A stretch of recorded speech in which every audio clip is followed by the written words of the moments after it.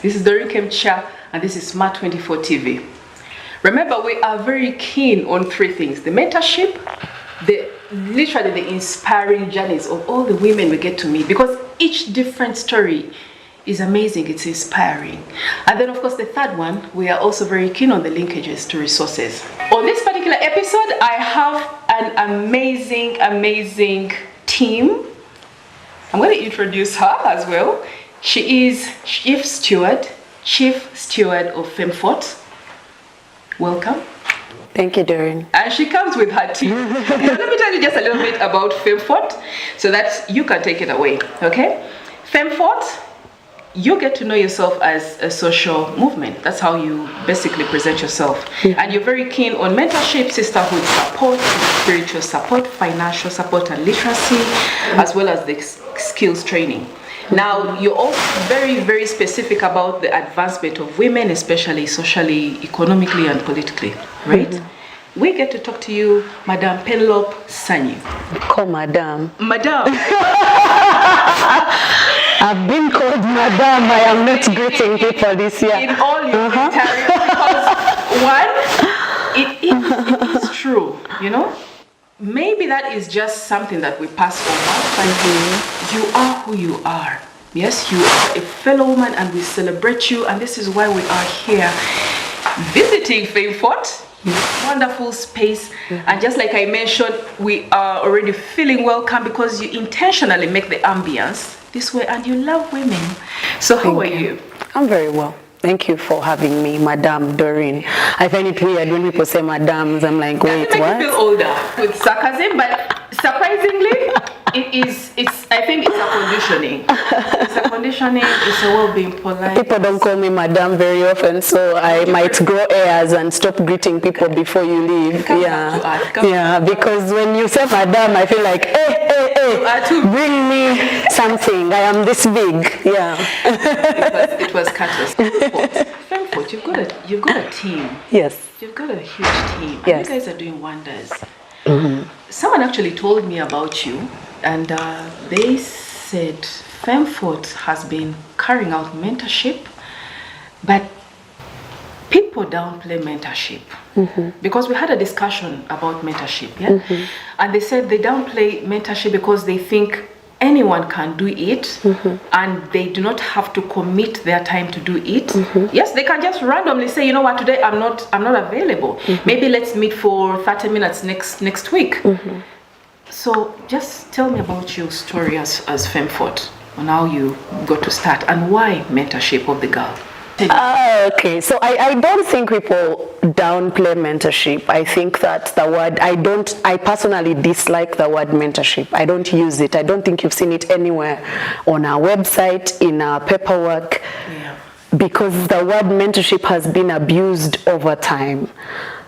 In the space that I grew in, having a mentor meant that you're picking up their bag and carrying it to meetings, you're being sent to pick up their laundry, you're picking their kids from school, your mentor calls and you drop everything, you have to run and be there. So literally, you're a slave, you're an assistant, you're all these things, and that is not mentorship. Mentorship for me, I will summarize it in four things. I have learned that mentorship is Doreen watching me lead, Doreen helping me lead, then Doreen leading as I help, and then eventually Doreen leading while I watch. It's a cycle. You see me do, you help me do, I help you do, and then I watch you do and send you off, and you do the same for other people. That for me is mentorship. Now, when we started FemFort, well, don't mind me calling it FemFort. That's what I'm used to. It's a tomato situation. But when we started FemFort so many years ago, the dream was already born before the physical institution happened. And I like to tell people that the dream to work with women had always been there. Anybody that knows me, anybody that went to school with me knows that I constantly said I will work with women. I will create a space for women to be themselves. I will be these things. Now, I consider myself a multi-potentialite. I'm good at so many things. That is a blessing. It's also a curse in many ways. Okay. Being very good at many things means that you can't fit in certain spaces fully, because everybody considers that you don't fit in their space. So I studied law, and according to the lawyers, I'm not lawyer enough. I am an artist. According to artists and creatives, I'm not creative enough. I'm not artsy enough. I do interior design, and some interior designers think I am not good enough for that. I sing, but when I am before singers, people are like, what? She can sing? No, you're not good enough there.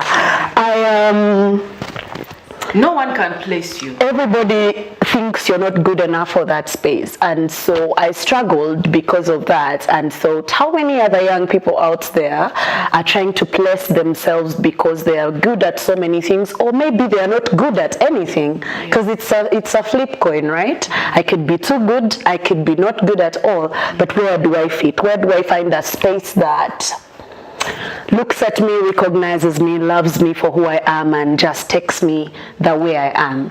And so in consultation with so many friends of mine, we decided, let's start with like a small circle of 30 women. Let's meet at your house. We met, I used to live in Nigeria at that time, and I said, let's meet and have conversations around things bothering women. And like, we may not have the solutions, but we will talk about it.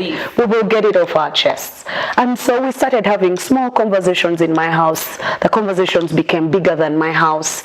We took the conversations outside the house, and that's how FAMFOT was born. And were you reaching out to like ladies in the society, in your community, or it was someone knows someone? It was mostly referral. My friends. I started with my friends. I believe in proximity and the power of moments. If I know Doreen and I know this is the time I have met Doreen today, I will tell her, oh, by the way, there's a conversation at my house on Saturday. Come with a person that we don't know in the circle, and that's how it happened. So it started with a few people that I was going to church with, that I had gone to law school with, that I was working in civil society with, and we just said, let's meet, have tea. Everybody carries a drink or a snack. People carried popcorn. We made tea in my house. We talked and laughed about things, and we left. It was fellowship. It was fellowship. And the fellowship grew, and now we have a church called FAMFOT. That sounded so good. And this is where the sisterhood support comes from, right? Yeah. I think for me the sisterhood support is even bigger than what was happening at that time. I am from a very matrilineal family. We believe women hold the power, literally.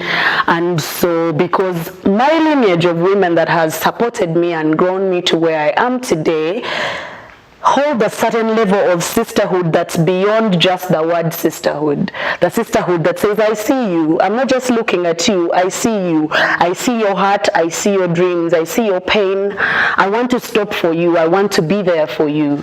You don't have to say anything. I just want to sit with you and carry your pain with you, even if I don't say anything. Can I just hold your hand and listen to your heart without having to say a word? That kind of sisterhood. That I know where you stay, even though I don't work with you, live with you. That I know how many children you have. I know where they go to school. I know when you're sick. I know when I care. I think that one of my favorite songs from Sam Chimera is I Care. But don't tell people you care about them if you don't stop. Don't tell them you're praying for them if you can't meet a need. If you can't stop for me, you can't give me a minute. So for me, sisterhood is seeing people beyond what they present. I think it's a blessing that you have that background, right? It's amazing because within this particular era, we get to see so many ties like loosen, right? And everyone is like so individualistic. No one has time for any other person.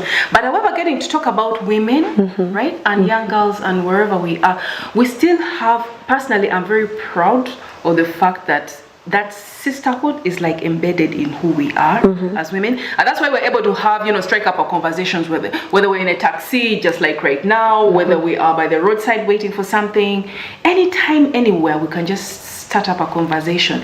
And this particular ability, I think, is being, you know, harnessed to be able to support women wherever they are, whether it's for financial support, whether it is for them to be able to access finance anywhere else, whether it's for a circle, whether it is for something, it is because we already inherently have that, right? Do you think it's working out for the better now that most of them are like falling apart? Do you really think like sisterhood is as tight as it used to be? I don't like just say it as it is. I don't like questions that conditions women to be a certain thing that portrays them as their own enemies. We have to talk about. I don't think that we are our own enemies, and these things. Let me explain why I don't think it's true. I think that it's a narrative that people have thrown out there to say women are we're against us. Against women. I need you to understand something. So I'm a feminist. That's number one. And I believe that there's something called the patriarchy. And the patriarchy is not men, contrary to popular belief. I'm sure you guys are like, what? The patriarchy is not men? Yeah, the patriarchy is not men. The patriarchy is a system. Now, this system can manifest, just like corruption can manifest as a male, as a female, as non-binary. It can manifest in any way. Yeah. Now, the disadvantage that we have today is that we have so many women who operate as patriarchs. Yeah. And they aren't even aware of it because they... Yes, because so that does not make women enemies to women. They have been embedded and conditioned in a system that makes them believe they are more superior to other women, but they are not women's enemies. Yeah. It's a thing. I love children. I love children so much because children are innocent, right? Until children begin to get adulterated by our adult ideas to tell them you're black, you're white, you're rich, you're poor, they are just one thing. Yeah. If you put kids in a room and leave them there, it does not matter where they are from, how rich or poor they are. If they speak the same language, they will play. They will speak to one another in a language that they connect with. How do we get children who are innocent like that to become adults like Penny and Doreen who hate one another? We've sowed seeds of hate. First way. So what you're trying to say in actuality is that this lady who started out, and these are real testimonies from women, is that this lady who started out into construction and had been turned out prior, turned down by a couple of women because they didn't think that she had the it, right? And the other border woman, amazing woman that I met in Boise, yes, who the moment someone sees her braids pick out her helmet, they immediately say, you can't take me because I don't trust you. So basically what you're saying is when we as women find ourselves in such a situation, we shouldn't feel attacked. No. What we should know is that this sort of mindset comes from a different system, a patriarchal. Christians have this thing where they say it's the spirit behind the person, right? Yeah. It's not the person, it's the spirit behind them. I mean, no, not even. I'm not even saying it's a patriarchal spirit. I'm just saying that if spiritually we believe that someone can be possessed by a demon and they do something, I need you to understand that when women do certain things, we need to, I think what I'm saying is exercise grace. Because one, we are raised differently. For me, where I come from, maybe I never saw women riding borders. So seeing a woman riding a border disgusts me. Because I'm thinking, why? A woman is not supposed to ride a border. Women are princesses. They are supposed to sit in a palace and be taken care of. That's my mentality. So when I see a man, as when I see a woman riding a border, my first instinct is to judge them, not to understand them. So extending grace. It's the same thing as when you say construction. Women have just recently started being in the construction business. Not that they didn't do it before. I think our great-grandparents built houses for themselves. They participated in this. And then the white man came and told us, oh no, these are jobs for women, these are jobs for men. And then we started understanding gender roles. Then we put ourselves in the kitchen and refused to be in the spaces where we use our skills and our brains. And now we are decolonizing, we are deconscientizing, because now it's a new thing. We are adapting, we're learning to say women can do it all. Women can also participate. Women can speak publicly. Women have something to do and add value to an economy. Women can do math. Women can do all these amazing things, but it's not going to happen in a day. You're going to find roadblocks and setbacks. You're going to find people who don't believe you can do these things. You're going to find people who, I tell people, I attended a meeting sometime, and because, well, at that point I had a mohawk. I had a mohawk, all my side hair was shaved, I had braids in the middle with all my pins and my piercings and tattoos. I had blue lipstick. I walked into the meeting and this gentleman told me, Madam, where's the CEO? No, when is the CEO of FarmFort arriving? And I said, she will be here. Yes. Just give her a minute, she will be here. And I sat, and all these men are like, oh no, but the CEO is late. And then their boss walked in and said, oh Penny, you've been here all along. I'm so happy to meet you. You should have seen them shrink, because in their minds, a CEO cannot be having a mohawk. I said, why do you have blue or black hair? Why the hell do you have all these tattoos and piercings? What value do you have to add? Right? I don't conform to the standard of what their picture is, and therefore I'm not woman enough. Why? I'm interested. Yes. Was it like something that comes from you? You were like, okay, this is a delish moment. Let me just. No, I don't like stand out there and then say, well, it's this is who I am. So I don't like mediocrity. If you've invited me for a meeting, you should have done your homework. The fact that you didn't Google to see who the CEO of FarmFort is and I'm in your meeting says you're lazy. You didn't do your homework, you don't know anything about me, and therefore it's not my duty to educate you. Go do your homework. You had that. Go do your homework. If you come to me and you're asking me to do a thing for you, you should already know, who is this person? What do they like? Who are their friends? A few things. I am only building on that. And I think as women, we spend so much time educating people about who we are when we shouldn't. I don't have to be apologetic about anything. I am who I am. Yeah, I am who I am. Get onto the program or bust. Yeah. Okay. That's an interesting. It's an interesting take. It is an interesting take. I'm thinking about the fact that people have been conditioned. You talked about the system, and you say we spend quite a lot of time talking about who we are and trying to change people's mindsets. Those two go hand in hand. I think so. If at all you do know that maybe because I have my own biases, as in the way I grew up, and here is an amazing woman, and she has critiqued me for critiquing her, for having a bias. Let us say, talk about the border woman, right? And then you tell me, someone tells her, I don't trust you to be able to drive me, to drive me safely to my place. And then I begin to talk about my skills and who I am, because I feel there's that gap. I think it's allowed. It's just a norm. It is allowed. It is allowed. Re-educating adults, please don't get me wrong. It's good to educate, to conscientize people, but it's not my duty to disprove your image of me. Like I can't start teaching you to love me differently, because look, I can be myself. There's no debate about the fact that I can ride a border. Is there a debate? No. Is there a debate around whether I can get you from one place to another? No. So deal with your insecurities and your fears, and then come and ride. If you can't, maybe you're not my client. I also have learned to make peace with the fact that not everyone is for you. Not everything is for you. So if you won't sit on a border ridden by women, there are people who will want to sit sit on a border ridden by women. Yes. And so we project our fears on other people and make them feel insecure and make them feel bad. When they've done nothing wrong, we are just shitty people with bad manners and are dealing with our own fears, right? So like you have to question yourself. Why do I not want a woman to ride me? Is it because they don't have the skill? Is it because what's the trust issue there?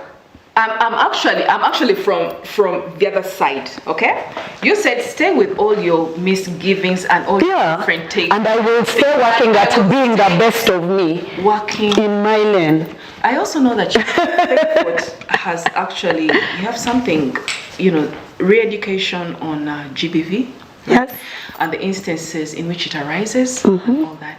I did have a guest earlier, yes, a couple of months back, and we were talking, and even the different observations I've had in the different spaces, and there's still quite a lot. It's as if the more empowered a woman is sometimes, especially in the rural areas, the more inclination or the more vulnerable this person is to GBV, right? So if at any one time a woman is not able to rise up and really defend herself and talk about why she is the way she is and why she's thinking the way she's thinking, people will just take you, it will just be the continuous patriarchal norm,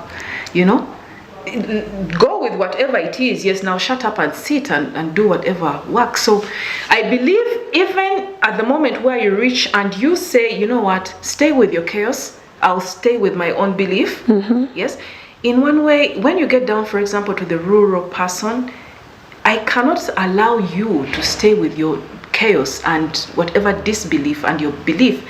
It is my right. I have to arise up and talk about what I should be, what my right is, how I should be treated, and all that. What's your take on that? It's very subjective. You see, I said I have no business educating people about who I'm supposed to be. It's my business to be myself, to be the best version of me. Then you will catch up. There's that. That's why I said it's very, very subjective, right? Yeah. I can choose to say, if you think I can't be a CEO, if you think I can't ride a border, if you think, please keep on keeping on, you be in your mindset and stay there. Me, I will work at being the best CEO there can be, being the best version of myself. Take a look and tell them how tired. Like I can do that. When we talk about the rural, we can't talk about these things in a vacuum, right? They exist within a certain environment. They exist within certain norms and cultures. They exist within certain practices, family practices. They exist within certain beliefs that people have carried for so long. And so conscientizing is not a thing that happens in one day or by fighting back and educating people and skilling them. No. If I am talking to, the conversations I'm having with you right now is not the same way I will have these conversations with a woman in the village. In fact, I consider rural women much wiser than women in Kampala, but we shall discuss that another day. It's very controversial, but they have their own ways. They can tell the weather by just looking at it. They don't need machines and gadgets and Fitbits to know that it's going to rain, it's time to plant, it's time to harvest. They have their own systems. When it comes to gender-based violence, you see now even my phone is telling me what to do. My watch is telling me what to do. But rural women don't do these things. Have those reminders. When I am dealing with gender-based violence and what the causes are and how it exists in rural areas and how we can combat it, I am also looking into what is the religious system of these people. All the different. What is the economic system of these people? Yeah. What are their family foundations? Yeah. What values do they believe in? And then I can begin to understand, okay, this is your mindset. The way she is. I think if you read on our website, we say that we believe that for any woman to be fully empowered or transformed, it's got to start here. In the mind. Please stress that. You don't change anyone until their mind has been changed. Please. Because as a man thinks in his heart. Kenny, and stress that because. No, it is what it is. You can't say it is what it is. You can't change people's lives until you change how they think and feel about themselves. The way I see myself is the way I will project what I am out there. And I see myself from what I tell my mind that I am. So until my mind tells me I'm beautiful, even if I am dashing, I will never see it. Let's take a short break. And we'll be right back after this message.